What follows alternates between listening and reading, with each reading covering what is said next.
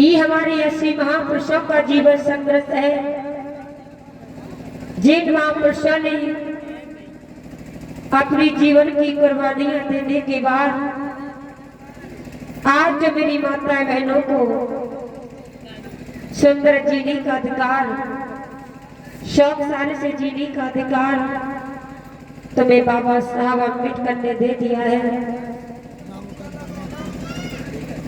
रामोतर वर्मा पूर्व प्रधान 100 राष्ट्रीय मुद्राओं से दान दे रहे, तथागत बुद्धि की दया बनी रहे, समाज में हमेशा इनको सम्मान मिलता रहे, यही मंगल कामना करती हूँ। तो आज मेरी माताएं बहनों, इस कार्यक्रम को चलते चौथा दिन हो गया, लेकिन हमारी माताएं बहनों समय नहीं निकाल पा रही है। लेकिन याद रखो, तुम्हारी खातिर बाबा साहब अम्बेडकर ने अपना सारा जीवन तुम्हारी खातिर ही खो दिया। और आज आप लोगों के पास थोड़ा सा समय नहीं है जो आप लोग बाबा साहब को आकर के नमन कर ले। ध्यान रखो मेरी माता बहनों, आज ये मेरा पढ़ा लिखा समाज बाबा साहब को धोखा दे रहा है। क्यों? इस समाज बताने मेरी माता बहनों कहाँ बुद्धि रखती है, समाज को देखते हुए नहीं चलती है।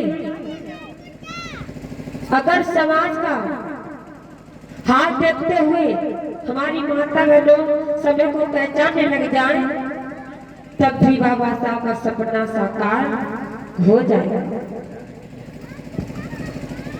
क्योंकि बाबा साहब अम्बेडकर अपने जीवन में कभी भर के पेट खाना, सुख चैन की नींद बाबा साहब ने नहीं सोई। और आज मेरे समाज तुम लोगों को सब कुछ मिल गया तो गुणगान किसी और का करने लगे हो।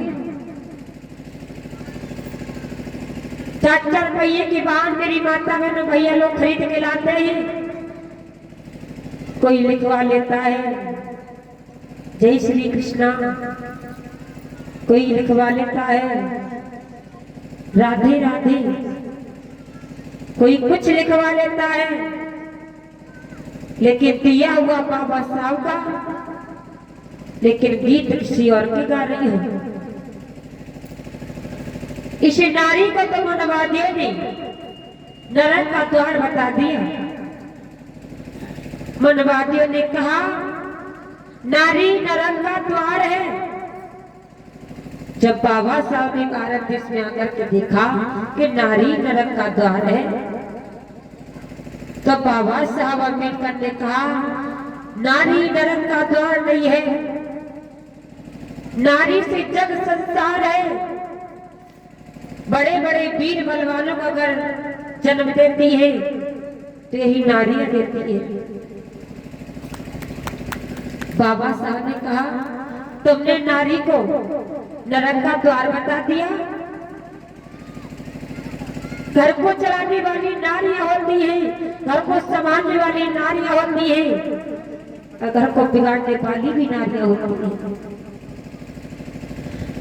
बाबा साहब ने देखा कि नारी को नरक का द्वार बताया, तो बाबा साहब ने इस नारी की खातिर अपनी 4 संतानों को खो दिया।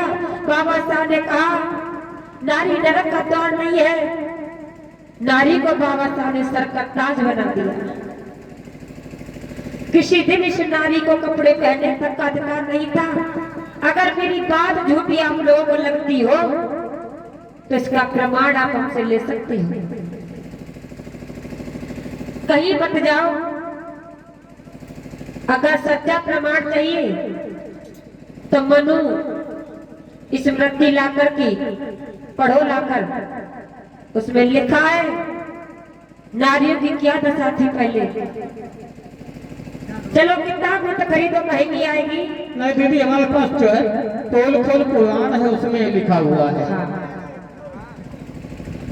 और आप कहीं मत जाओ, बड़े बड़े मोबाइल तो सबके घर में है ना, तो गूगल पर सर्च करके देखो भारत की नारी मनु की मारी, केवल गूगल पर इतना डाल देना, उसमें पूरी डिटेल निकल के आ जाएगी कि तुम्हें मनुस्मृति पहला कितना अधिकार देती है और बाबा साहब का भारतीय संविधान तुम्हें कितना अधिकार देता है। लेकिन मेरा समाज को पढ़ने लिखने का अधिकार नहीं था, तो बाबा साहब ने पढ़ने लिखने का अधिकार दिया, तो ये समाज मेरा क्या करने लगा कि पढ़ लिख करके कोई अपने घर में मंदिर बनवा रहा है, कोई हरिद्वार जा रहा है, कोई काशी मथुरा जाने लगा, लेकिन बाबा साहब का गुणगान नहीं किया।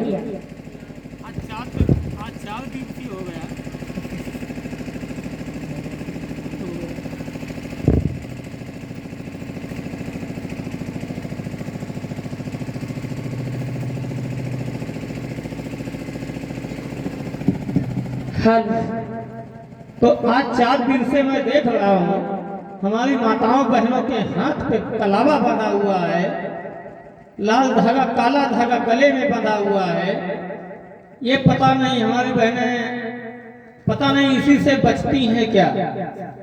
भाई लोग भी बांधे हुए हैं, अगर इससे बचती हैं तो डॉक्टर के पास क्यों जाती हैं दवा लेने के लिए, और क्या उसी डॉक्टर के पास क्यों जाती हैं, उसी कलावे से और काले धागे से बच जाए दवा मत ले।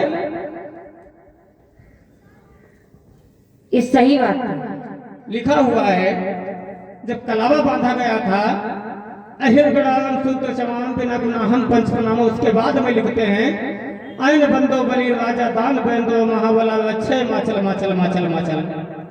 मैं तुमको बंधक बना करके रखा हुआ है, मैं कलावा बांधता हूँ, आपको जैसे राजा बलि को बांधा था वैसे ही आपको बांध रहा, आपके बच्चों को बांध रहा, मैं गुलाम बना करके रखना चाहता हूँ। अगर आपके घर में भीख नहीं है, आटा दाल चावल नहीं है, तो अपनी माँ बहन और बेटी दे देना। इस प्रमाण का मैं लेख के प्रमाण के साथ में कहता हूँ।